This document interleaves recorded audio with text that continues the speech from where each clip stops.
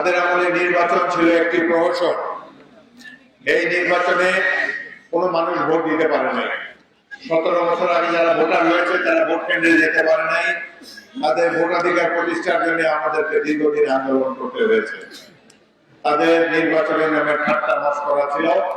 নির্বাচনের জন্য নির্ধারিত দিনের আগের রাত্রেই তাদের ভোট দেওয়া হয়ে যেত নাগরিকদের। তারা ভোট কেন্দ্রে যেতে পারেনি। এই ধরনের অন্যায়, অবিচার, দুঃশাসনের ফলে বাংলাদেশের মানুষ অত্যন্ত ক্ষুব্ধ হয়েছে। এক সময় বিএনপির নেতৃত্বে এবং ছাত্রদের সহযোগিতায়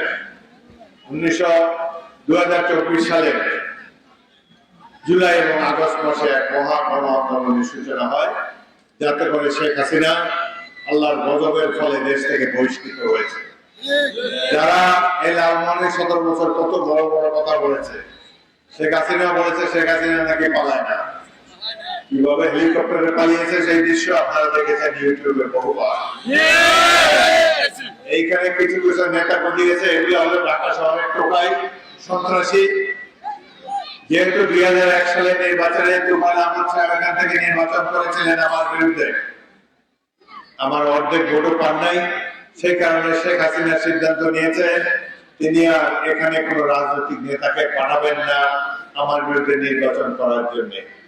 তিনি সন্ত্রাসীদের তালিকা নিলেন এবং বড় একজন সন্ত্রাসী পাওয়া গেল, যে আগেও মালিবাগে গুলি করে মানুষ হত্যা করেছে, নরহত্যায় সিদ্ধহস্ত, এই ধরনের একজন সন্ত্রাসীকে বাংলাদেশে পাঠিয়েছে এই বোলাচিন আসনে নির্বাচন করার জন্য।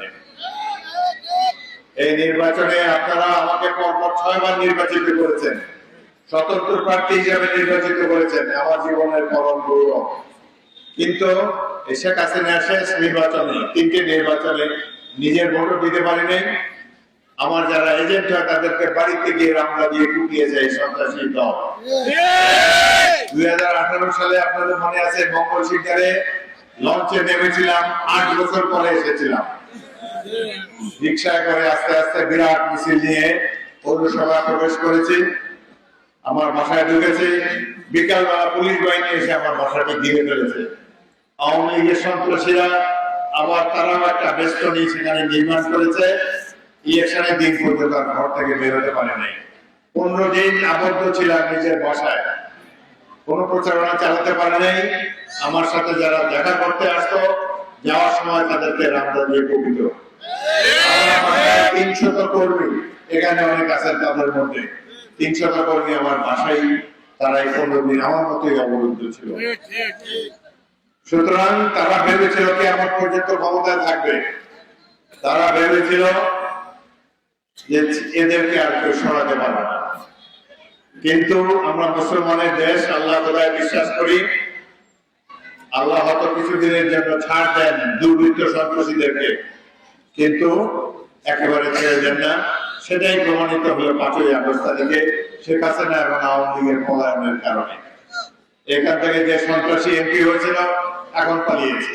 আমরা যখন এমপি থাকি না, এদেশেই বসবাস করি, হয়তো এলাকায় আসতে দেয় না, কর্মীরা বিপদে থাকে, কিন্তু দেশ ছেড়ে যেতে হয় না। বেগম খালেদা জিয়াকে অনেক অফার দেওয়া হয়েছিল, আপনি কি দেশ থেকে চলে যান, আপনি যা চান তাই দেওয়া হবে। কিন্তু শহীদ জিয়ার দল, খালেদা জিয়ার দল বিএনপি পলায়নের দল নয়। আমরা জাতীয়তাবাদী রাজনীতিতে বিশ্বাস করি, এই দেশের জনগণের ভাগ্যের উন্নয়নে বিশ্বাস করি, গণতন্ত্রে বিশ্বাস করি এবং একটি সুখী সমৃদ্ধ বাংলাদেশের স্বপ্ন দেখে আমরা নির্বাচন করি। আপনারা জানেন এই লালমোহনে কত মায়ের বুক খালি হয়েছে। এখানে 2001 সালের নির্বাচনে 3টি কর্মী মুকুল, আলাউদ্দিন এবং নসুকে এই রাস্তায় তোফায়েল আহমদের নির্দেশে আওয়ামী সন্ত্রাসীদেরকে খুশি করার জন্য পুলিশ গুলি করে তাদেরকে হত্যা করেছিল। এই হত্যার যিনি নির্দেশ দিয়েছিল তখনকার এসপি হাবিবুর রহমান, আজকে একটু আগে নিউজে দেখলাম তাকে ফাঁসি দণ্ড দিয়েছে বর্তমান আদালত। ভাগ্য ভালো পালিয়ে গিয়েছে মুরব্বীদের সহায়তা নিয়ে, বাংলাদেশে আর আসতে পারবে না। আসতে হলে আমরা এই লালমোহনের 3টি হত্যাকাণ্ডের প্রতিশোধ নেওয়ার জন্য তাকে ঝুলিয়ে লালমোহনের হাসপাতালের সামনে থানার সামনে এই সড়কে সম্ভব হলে আমরা তাকে ঝুলিয়ে রাখবো। থানা ভোটে অনেক কিছু আছে যার জন্য জনগণের মতামত নেওয়া হয় নাই, এমনকি বিএনপি এবং আরো কয়েকটি দল সেখানে আপত্তি অর্থাৎ নোট অফ ডিসেন্ট দিয়েছে। কিন্তু দেখা গেল যে আমরা যদি এটা নিয়ে আরো জোরাজোরি করি তাহলে ছোট ছোট দল জামাত ইসলামী, এনসিপি, আরো কয়েকটা ক্ষুদ্র দল যেগুলো নাম আপনারাও জানেন না, আমিও জানি না, তারা তাহলে নির্বাচনই আসে না। একটা তো বিএনপির পক্ষে নির্বাচন করা সম্ভব নয়। সুতরাং আমরা বাধ্য হয়েই জুলাই সনদে স্বাক্ষর করেছি, প্রফেসর ইউনূসকে আশ্বস্ত করেছি যে আমরা এই জুলাইয়ের আত্মত্যাগ যাতে ব্যর্থ না হয়, জুলাই আগস্টে যারা শহীদ হয়েছে তাদের প্রতি সম্মান দেখাবার জন্য আমরা হাবড় দিতে রাজি আছি। কিন্তু যেখানে যেখানে আমরা আপত্তি দিয়েছি, জাতীয় সংসদ অধিবেশনে আমাদের যদি সংখ্যাগরিষ্ঠতা থাকে তাহলে সেই সব আপত্তি বা নোট অফ ডিসেন্ট আমরা সংবিধানে প্রতিপালন করব, সেটি সংযুক্ত করব। যাই হোক, আমাদের সবচাইতে বড় স্বস্তির বিষয় হলো এখন আর ভারতপন্থী শেখ হাসিনার শাসন নাই।